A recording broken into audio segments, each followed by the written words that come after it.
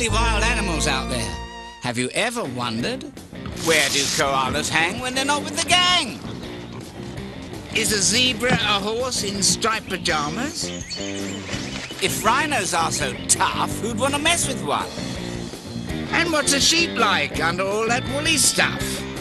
Well, the answers are all ahead, so jump on in. It's National Geographic's Really Wild Animals.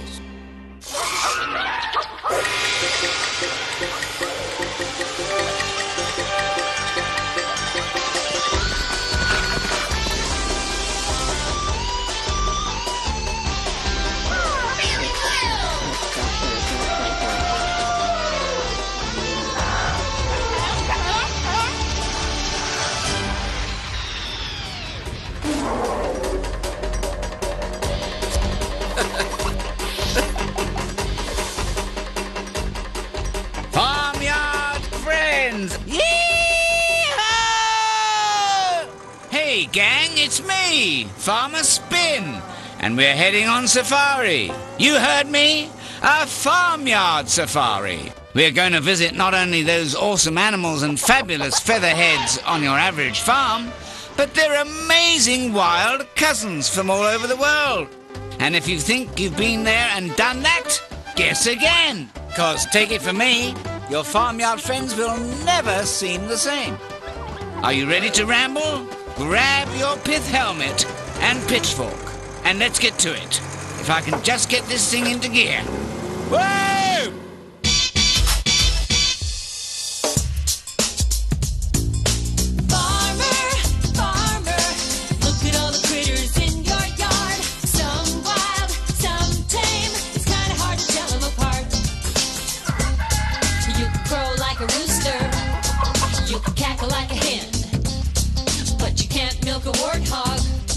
Don't you try that again.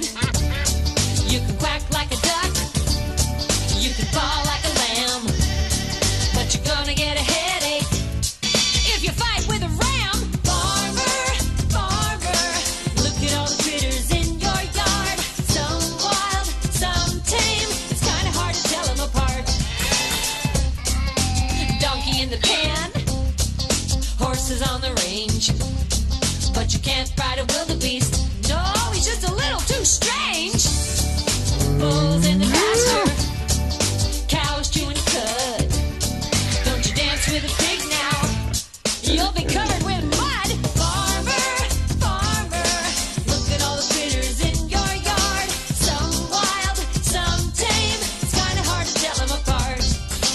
Mouflon, Jacobs, Caracol, Solway, Rhineland, Doll sheep, got 'em all, no way. Here a sheep, there a sheep, there a sheep, there a sheep.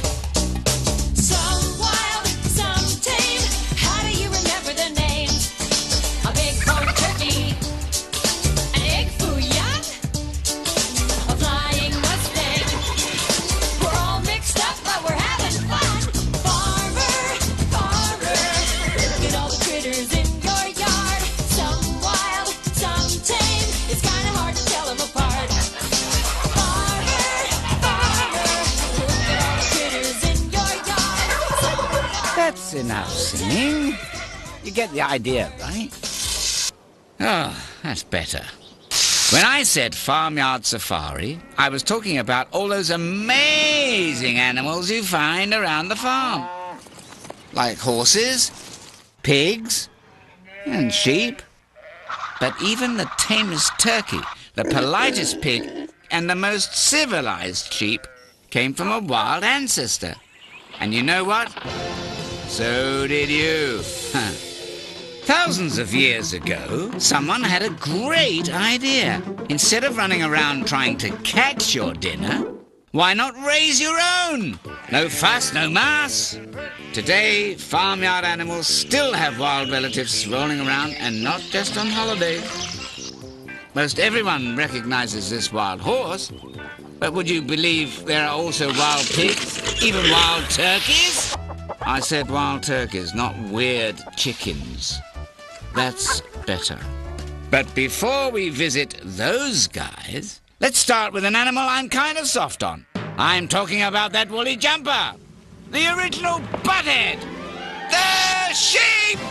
Sheep were one of the very first animals domesticated. That means raised and bred by people thousands of years ago. Since that time, farmers have bred different kinds of sheep together to come up with all sorts of crazy variations, hundreds of breeds worldwide. People use sheep not only as food, but for their warm and fuzzy wool. But don't put it on yet. Wait till it gets spun and knitted into a sweater. People also use sheep for their rich milk, which makes, among other things, an excellent ice cream. Sheep are herd animals, and that means they like to stick together. But even in a bunch, sheep have natural enemies like wolves, just waiting to pounce. So farmers need all the help they can get. Ta-da! Here comes help now! He's a special sheepdog. But wait a second. Aren't dogs related to wolves? How come the farmer trusts this guy anyway? It's like this. These special pooches are raised with sheep since puppyhood. So acting like a big brother and scaring away enemies comes as second nature to these canine comrades. Of course, these are domesticated sheep we're talking about. Because you know what? Wild sheep are even more weird than their tame cousins. One wild relative is called a Dall sheep. They can be found high up in the mountains of Alaska and northern Canada. Like all youngsters, Dall lambs just love to play. Some of their favorite games include try to balance on top of mum, butt heads until your brain hurts, and the ever-popular jump in the air until you fall over.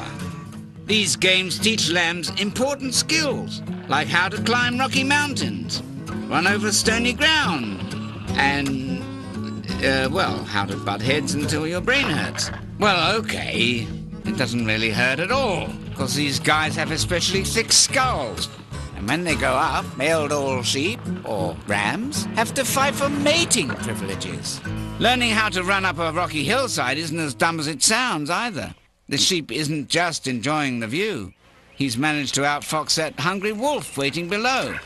Even that little bird, the magpie, thinks it's pretty funny. We interrupt this magpie to bring you Farm Cop, today's thrilling escapade, the case of the mixed-up litter. I got the call on Friday. A frantic farmer named Fred was freaking. Hey, livestock, he says, you gotta help me out. My hog just had 8 baby piglets. Why you seeing red, Fred? I said. It's terrible, says Fred. I can't keep 'em straight. I was over there in a flash to case the joint. I says to myself, piglets always line up in order, so once we get 'em in a row, Farmer Fred'll always be able to tell 'em apart. I said to Fred, don't lose your head. I'm gonna put your pigs in a lineup. It's always worked for me. But that's no good, says Fred. The numbers will fall off. Fred, I said, don't act brain dead. Just stick on the numbers and make sure they're red. He tells me to cut with the bad rhymes, but he does as I say, see? It works like this. The best milk flow is up close to the mother's head. As piglets are born, they head straight for those nipples, grabbing the best place they can find. And once they figured out who goes where, piglets stick to the same feeding order. Chalk it up to instinct.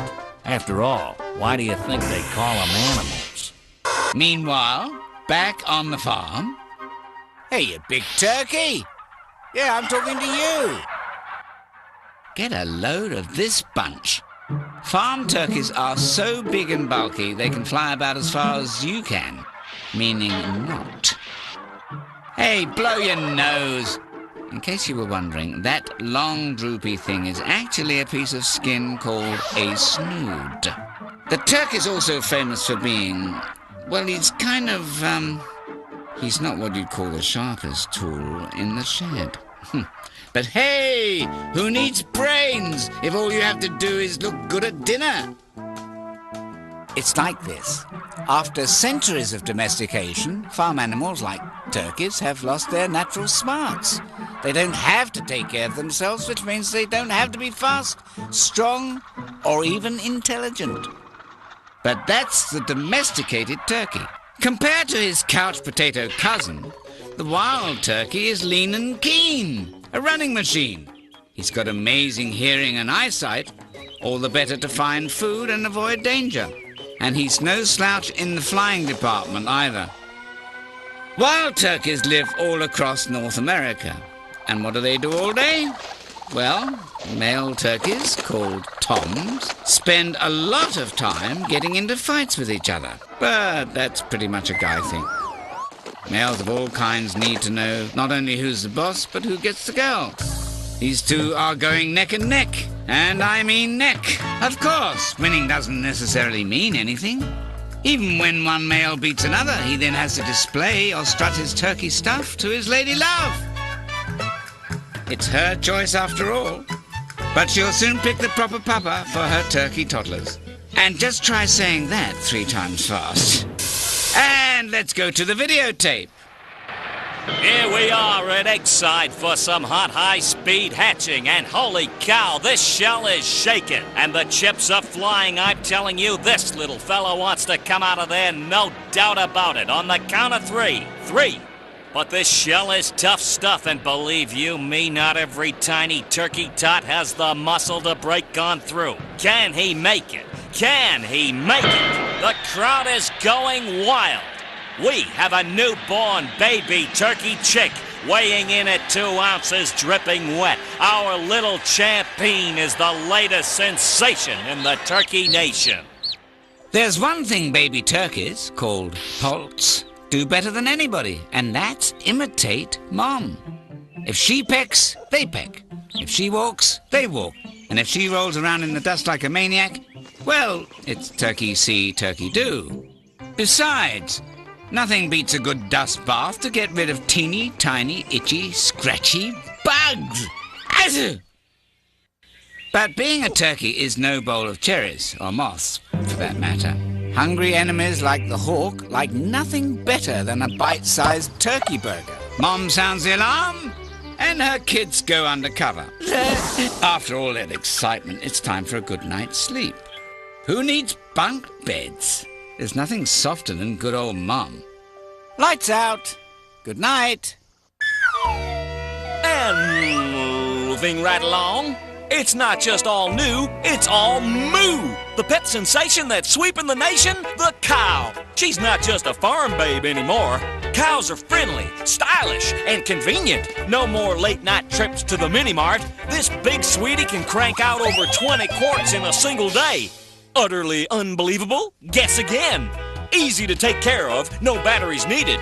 Just feed her 60 pounds of food a day and a bathtub of drinking water. Everyone loves a cow.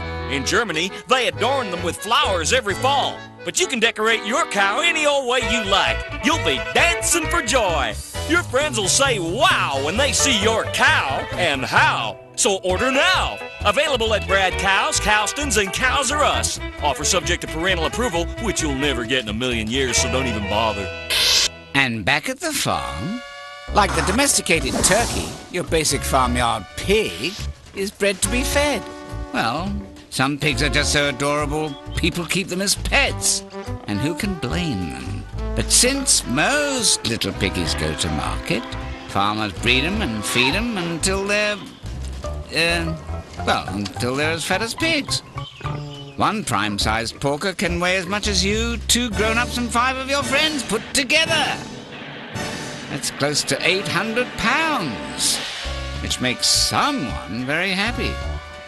But you know what? It's only the domesticated pig who's such a hog. No way? Way. 'Cause wait till you get a load of the wild pig. Unlike farm pigs, wild pigs have to hunt and dig for food for hours and hours each day, which means they can get downright skinny. And believe it or not, when left on their own, pigs almost never overeat. Wild pigs can be found all over the world. Want to see? That's better. Most of my continents have some kind of wild pig running around somewhere. One of my favorites lives down here in Africa. He's called the warthog, and he's not what you'd call a beauty, even by pig standards, but you can always count on him for loads of personality, not to mention warts, which explains that charming name of his, warthog. The thing is, they're not really warts, just great big fleshy lumps and bumps. don't worry, they're not catching. And they do protect one's eyes when grubbing up a spiny snack or tackling a rifle. And that's not all. Warthogs spend their nights in underground burrows. Not only is it cozy and warm down there, it's safe. The last warthog to turn in backs her way down. That leaves her pointy tusks sticking outwards, keeping hungry enemies away. But don't worry, despite the tough act and nasty tusks, warthogs are really a bunch of softies who'd rather run than fight. Which reminds me of a story. Wow! And now Mother Goose, the spinning storyteller, will read to us the tale of the 4 little warthogs. Once upon a time, in a far-off African savannah, lived 4 little warthogs with their mom, grandmom and great-grandmom. The 4 were warned to look out for the big bad jackal. And speaking of which, here she comes. What did the piggies do? Can you guess? Hey, wrong story, bub. Pigs can't build houses, remember? No, the 4 little warthogs ran as fast as they could, but they ran so fast and so far, they became lost. And though their mum, grandmum and great-grandmum ran to find them, they went the wrong way. The 4 little warthogs found their way home, but where was everyone? What could the poor little piggies do? The wisest little warthog decided the best thing to do was hide until the coast was clear. And sure enough, their family came trotting back. And so the 4 little warthogs, their mom, grandmom and great-grandmom, rolled in the mud and lived happily ever after. The end. I wonder who's minding the farm. The horse has been domesticated for about 4,000 years. In that time, we've used them for just about everything. People have even worn their hair and drunk their milk. Today, we use horses to give rides, pull carts, control crowds, and run races. But wouldn't you know that's a domesticated horse I'm talking about? Because his wild relative is a horse of a totally different color. Wild horses run free all over the world. In the United States, you can find a wild horse called the Mustang. They're the great-great-great and great-great-great-grandchildren of tame horses that escaped a long time ago and became wild again.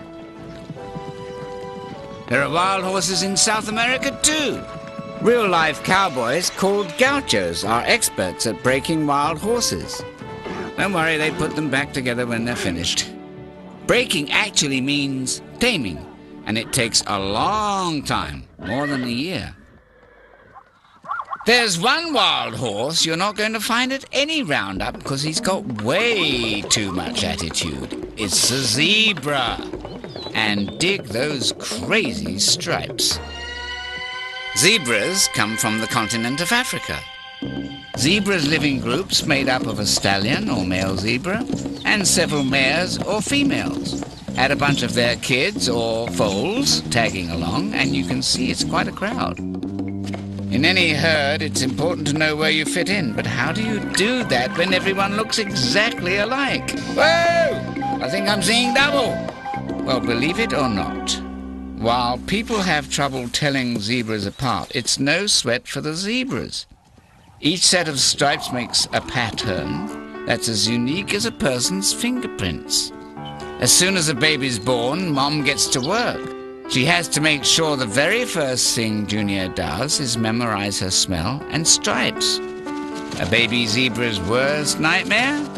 Getting separated from his mom. Other moms won't take care of a foal that isn't theirs, and that means bad news if you ever get lost. Let's see now, there were 2 big stripes and a little wiggly stripe on her left shoulder. Or was it her right shoulder? Well, when all else fails, there's always plan B. That's zebra for, "Hey Mom, I'm over here." Other moms check to see if it's theirs with a quick sniff. Nope. Although someone could use a shower. Hey, I wonder if your mom could pick you out of a crowd by just your smell. Don't worry, using sight, sound and smell, Our little lost zebra is finally able to find his mum. You can bet he's not going to wander off like that again. Wild and tame, for all their differences, both have so much in common, it's hard to know which hat to wear. People have been domesticating animals for thousands and thousands of years. Farm life has turned what were once really wild animals into some of our best farmyard buddies. But you know what? There's still a little wildness left on the farm. Don't believe me?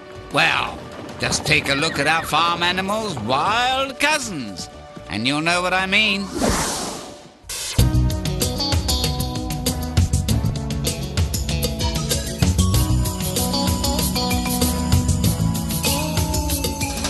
Someplace warm to sleep in, someplace with lots to eat. A sturdy roof to keep you dry wouldn't make your world complete. A search for food in the forest, a freshwater stream, chasing off the enemy. Could this be your dream? Would you rather be wild? Would you rather be tame? To live safe in human company, or take a risk in running free? Behind the fence there's green grass, a barnyard full of hay, a hen house for hatching. Would it make your day? The challenge of survival, a family to feed, free to roam the wilderness. Is this what you need? Would you rather be wild? Would you rather be tame? To live safe in human company, or take a risk in running free? La la la la la la.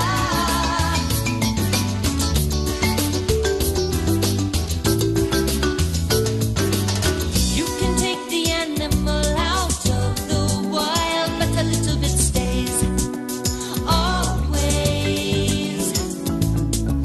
Look into the eyes, you'll see she looks wild to me. Would you rather be wild? Would you rather be tame? To live safe in human company, or take a risk in running free?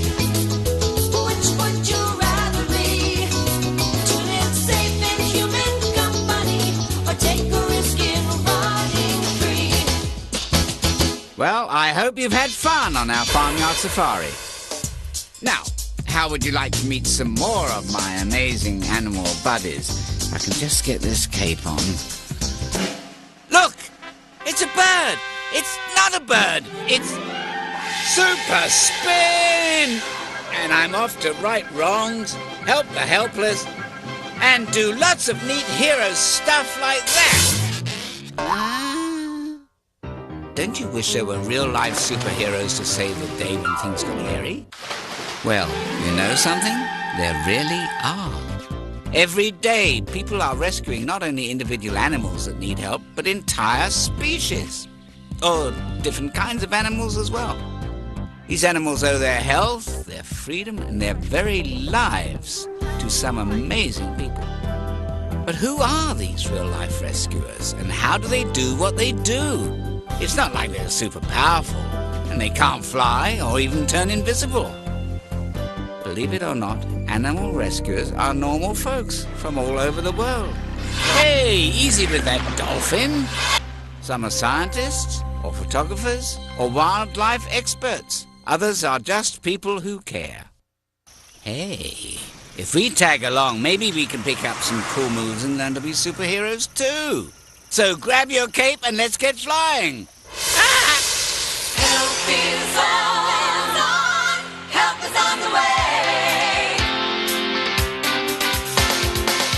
Is your life in danger? Are you on the run? Are you tired and hungry, scared of everyone? When you're in a fix, when you're in a mess, I can hear your SOS.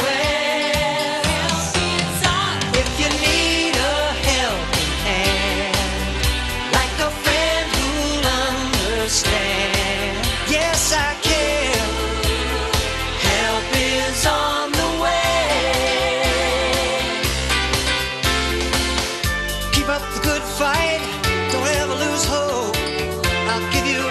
any chance, throw you a rope. If you got trouble, count on the wire. I can lift your spirits higher, higher. If you're taken far from home and you can't get by alone, I'll be there. Help is on the way.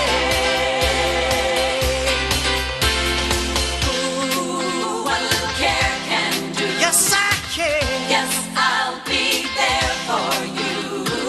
I'll be there. Help is on.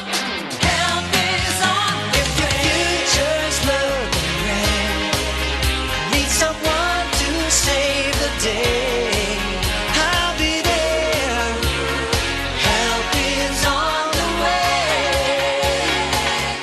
Yeah, yes I can. Help is on the way. I'll be there. Help is on the way. SOS! Save our species! There are well over 1,000 endangered species on the planet today. Endangered means there are so few of these guys left they may die out altogether like the dinosaurs, never to return. Animals become endangered when they lose their homes or habitat, or when the kinds of food they eat run out. Other animals are hunted for their fur, horns, or feathers, which always look a lot better on the original owners, don't you agree? The good news is, people all over the world are working hard to save these animals, and the first step to help an endangered species is to study it. One of my favorite animals of all lives over here, in the forests of central China. It's the panda, and there's a chance you've even seen a real live one yourself. That's because 1 out of every 10 pandas lives in a zoo somewhere. Wild pandas are endangered because the forests where they live have been cut down, all over China. And some people even hunt the panda for its black and white fur. Zoos can be safe homes for endangered animals like the panda. The problem is, pandas have a really hard time having babies in captivity. Don't ask why, nobody knows for sure. But Professor Pan Wansha and his colleague Luja are trying to find out. They spend months every year camping out and studying the wild panda. Pandas are usually pretty shy, but hey, if you had scientists following you around for 10 years, you'd get used to them too. This female panda even lets Professor Pan visit her cave, which is one major invitation, because hidden inside is her most precious possession, her newborn baby. Hey, this kid may be little, but she sure is loud. 7 weeks go by before Junior finally looks like a chip off the old panda block. Like any good doctor, Professor Pan gives the baby its first physical. Sure enough, she's as healthy as a horse. Or should I say, as perfect as a panda. When this panda gets bigger, she'll join her mother on long eating expeditions.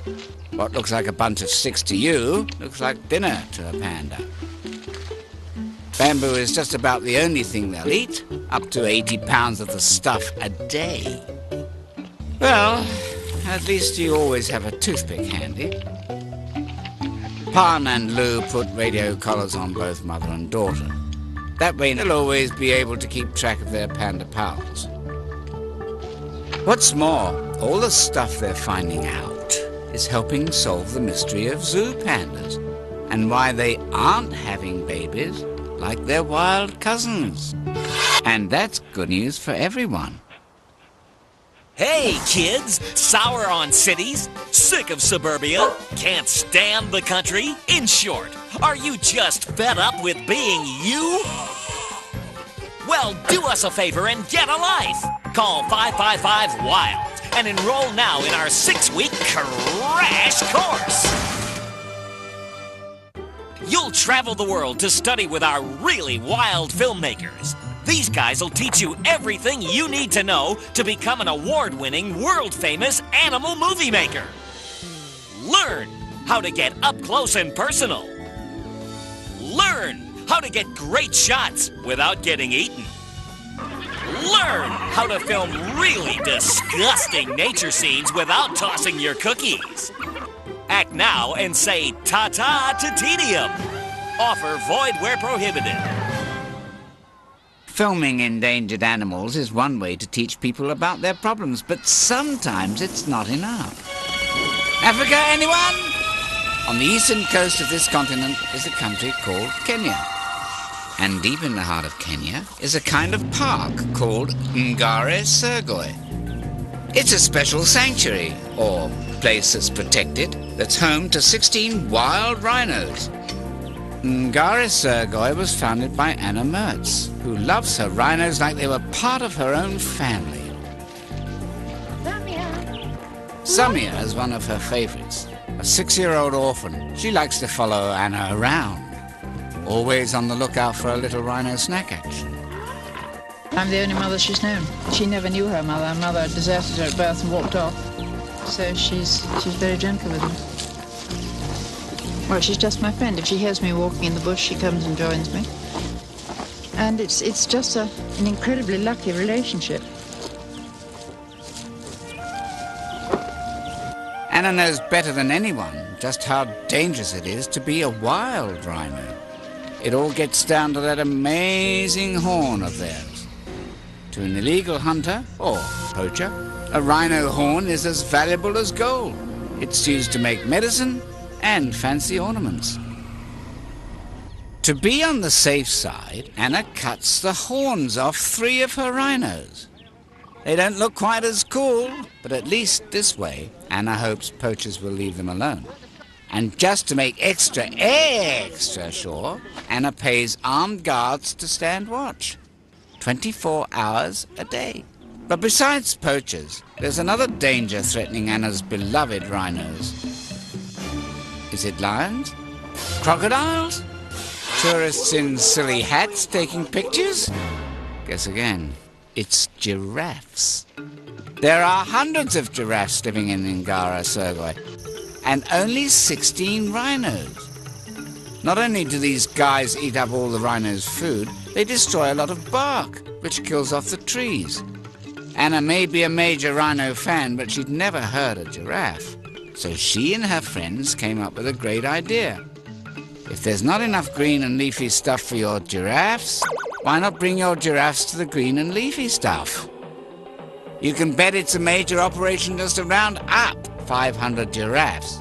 The next step is to load the giraffes into special trucks. Then all that's left is to drive them to a wildlife reserve all the way across Kenya.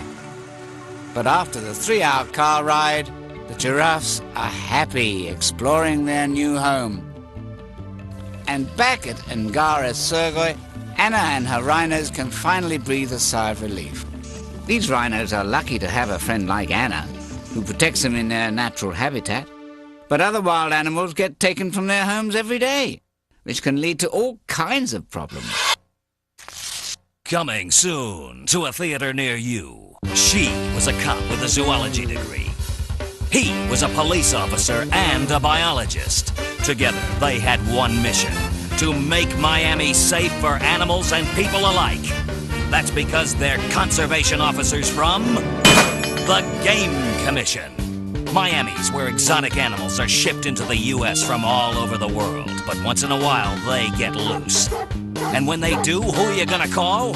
Call the Commission. It takes a special cop to lasso this alligator look-alike called a caiman. Specially trained to deal with monkey business. These cool-headed cops can even corral a cougar. But watch out, don't park on that python. It's all in a day's work when you're a conservation officer from the Game Commission. Check local theaters for listing. Now I know there's one animal I'm forgetting. Meet my special nut-nosed buddy, the koala. He lives all the way over here in the eastern part of Australia. Everyone loves koalas because they're just too cute for words. Which is good news if you're a koala. There are laws making it a crime to hurt any of these guys. What's more, any time a fire or other disaster threatens these little cuties, people are all too happy to help. Who wouldn't want to adopt a cuddly koala orphan? Okay, they may get into your hair once in a while, but they also have a way of getting into your heart. Once this koala kid is big enough, he'll be set free. Unlike your pet cat or dog, the koala's a wild animal, and he won't be happy until he's back in his natural home. But that's where the problem is. You see, although the koala is protected, its habitat isn't. And saving just the animal isn't enough. You have to save its home as well. That's because koalas, like all animals, are very picky when it comes to where they like to live. If a koala could have only one gift on his birthday, it would probably be a eucalyptus tree. Because not only do these guys live in these trees, that's pretty much all they eat too. Eucalyptus leaves. The problem for koalas is that more and more eucalyptus trees are being cut down each year to make room for houses, highways and other development. And that means fewer and fewer places for the koala to live. But some people are trying to help the koala. They're teaching others about how important it is to protect not only our wild animals, but our wild animal habitats. And some kids are doing even more. These animal rescuers have started planting new eucalyptus trees to make up for the ones being cut down. Who knows? In another 5 to 10 years, this may be home for a whole new generation of wild and cuddly koalas. We interrupt this program to bring you a word from a cranky guy in Baltimore. Dear really wild TV producers, you know, a person watching your show about rescuers may get the idea that people are the only ones running around saving things. What about animals who rescue animals? Or even animals who rescue people? Lots of animals I personally know are more than happy to lend a paw or a hoof or a wing when others need help. Okay, so they're not so great at writing checks or calling a doctor. And okay, maybe you can't really count on Fluffy or Duke in a pinch. But still, hey, give them some credit. Burning buildings, speeding trains, floods, famine, you name the crisis and animals have helped out. So the next time you go around thinking people are the only ones doing good deeds around here, I have one word to say to you. Ha! Sincerely yours, Cranky. It's true. Animals like this rescue dog save people all the time. And a good thing too. Human or animal, we all need a little help sometimes. Which reminds me of this really cool place I know. If you're ever in trouble and happen to be in France, just check out the Refuge de l'Arche, or Ark Refuge. Oh, and did I mention you have to be an animal? Preferably wild? I know. The Ark Refuge is located in the Loire Valley, near the town of Château-Gontier. At first glance, it looks like an ordinary zoo. But two amazing facts make the Ark something special. One is that every animal here has been rescued from abuse, neglect, or abandonment. And the other is that practically all the workers here are kids, just like you. The Ark started in 1974 when Christian Uchte opened a sanctuary for birds. Soon people started bringing all kinds of animals in, and Christian just didn't have the heart to turn them away. Some of the animals at the Ark used to belong to circuses, but most were once kept as pets. Sadly, most people are really bad at taking care of wild animals. Folks usually mean well. But what do you do when your cute little cougar kitten turns into a 120-pound major league grown-up? As a result, exotic pets, ones that are rare and special, are often neglected, abandoned, or even put to sleep when their owners can't handle them anymore. That's when Christian and his kid squad come to the rescue. They'll make sure that animals like Mishka the bear, Quasimodo the cougar, and Dolly the chimp will finally have a safe place to call home. It takes real heroes to care for animals with no place to go. But there are also animal rescuers trying to bring animals back to their wild homes. Gambia is a country in West Africa. It's also where Janice Carter runs a very special camp. It's a training camp for chimpanzees. Janice is in charge of making sure these former pets know how to go back to their natural homes. What's so hard about going home again? You'd be surprised. Janice should know. Back in the US, she once took care of a pet chimp named Lucy. When Lucy became too hard to handle, it was decided to bring her back to her natural home, in the wild. But after years of living with people, Lucy had forgotten how to take care of herself without human help. Janice had to reteach her everything she'd forgotten. By teaching Lucy, Janice became such an expert, she's now practically a chimp herself. Over the years, she's patiently taught dozens of former pet chimps skills all wild chimps have, like how to pick berries, how to open hard shells by smacking them on the ground, and how to eat bugs off your buddies. Yuck. Janice still misses her old pal, but that doesn't stop her from teaching other chimps basic survival. She knows that chimps, like all wild animals, are happiest living free in their natural homes, so she makes sure her friends can enjoy the best gift of all, their freedom. Hey, so what can you do to be a superhero? Well, you can always learn. That means listening, watching, and taking notes. Done deal. But then again, you can always teach. That means setting an example, talking to others, and sharing what you know. Sounds easy enough. Of course, some hero types prefer to protect. They build sanctuaries or save habitats. And of course, other folks help by volunteering time and getting involved. Hey, that doesn't sound so impossible after all.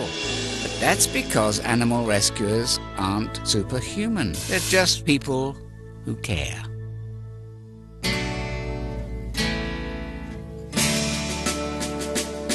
Your home is in the forest, but the forest slips away to make room for the city, getting bigger every day. As you roam through your jungle, it seems so strong and free. But will you have a future? The answer's up to me. Save that land, I know you long to be. Save that land, you can count on me. For now I understand, I'll be here to lend a hand till we all can share this land. Safe at last. We are each a hero when we help a friend in need, the abandoned and the injured, the hungry mouths to feed, knowing when to help them and when to let them be. The more we learn about them, the better friend we'll be. Save that land, I know you long to be. Save that land, you can count on me. Now I understand, I'll be here to lend a hand till we all can share this land. Save the land. Well, I hope you've had fun rambling with our rescuers and the animals they're working to save. But there are lots more really wild animals all across this wonderful world of ours. So be sure to join me on our next adventure. Until then, this is your pal Spin. Spin you later.